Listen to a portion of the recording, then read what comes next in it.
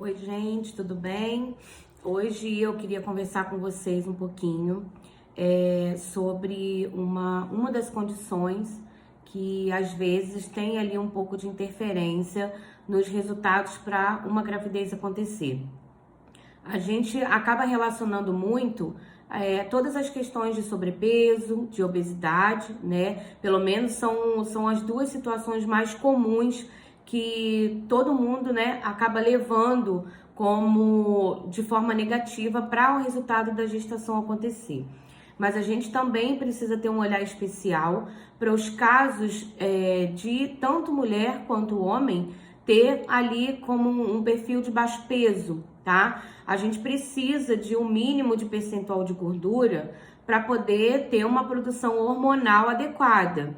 Os hormônios sexuais, tanto masculino quanto feminino, eles precisam de um percentual de gordura. É lógico, de uma fração de gordura boa, não é uma gordura inflamatória, né? De, por exemplo, o LDL, que é uma fração um pouco preocupante quando ela tá num valor ali que não esteja tão adequado.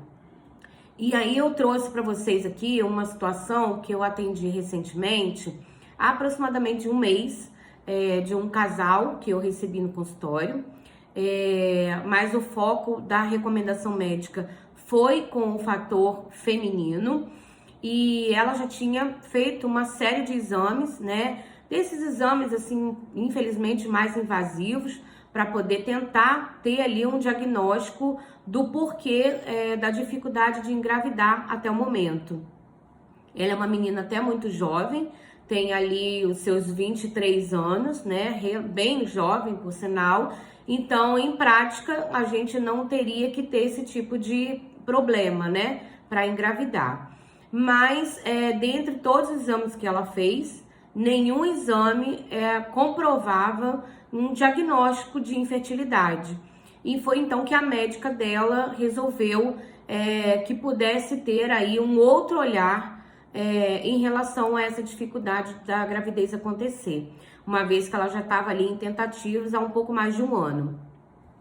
E então, quando eu recebi essa paciente, nós conversamos sobre os hábitos dela, tanto alimentares quanto os hábitos de vida, e a gente foi fazer então a avaliação física. É claro que pela conversa ali, né, dos hábitos de vida e alimentação, eu já tinha ali uma prévia do que poderia estar acontecendo.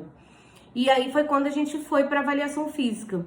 E aí, pela avaliação física, eu não precisei falar nada, porque no que a gente mostra ali um gráfico relacionando a avaliação física, foi visível para a paciente em que ela se enquadrava no baixo peso, bem baixo peso, tá?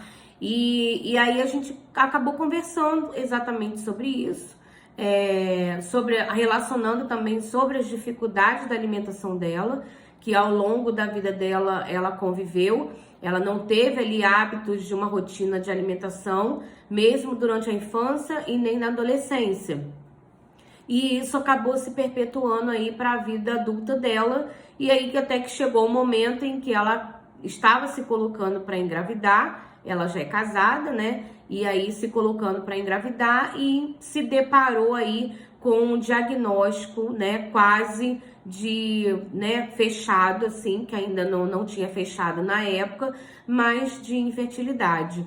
E aí, quando a gente conversou, diante dessa avaliação física, diante das carências nutricionais apontadas pelos exames em que ela trouxe para mim, a gente viu nitidamente ali que se tratava, obviamente, de uma desnutrição, né? Não só calórica, pelo baixo peso apresentado na avaliação física, mas também pela desnutrição efetivamente nutricional.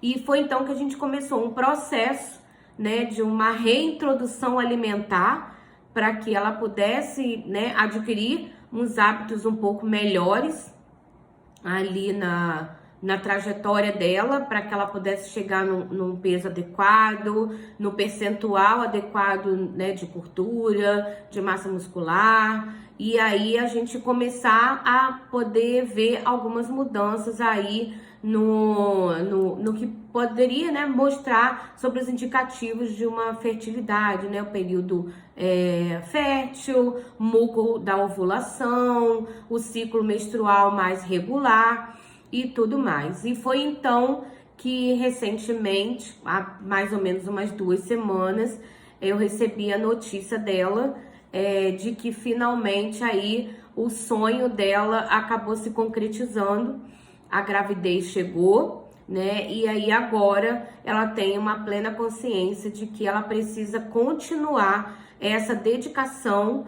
para que essa gravidez transcorra de forma satisfatória e saudável aí até o final. Então, eu queria deixar aqui para vocês um alerta, né? Porque a gente tem mania, né? É muito comum, na verdade, se relacionar os indicativos de infertilidade a sobrepeso e obesidade. Mas a gente tem sim casos bem importantes de mulheres ou de homens com baixo peso, implicando aí num diagnóstico de infertilidade. E aproveitando aqui para as mamães que estão aí com bebês, com crianças, tenham esses hábitos de dentro de casa.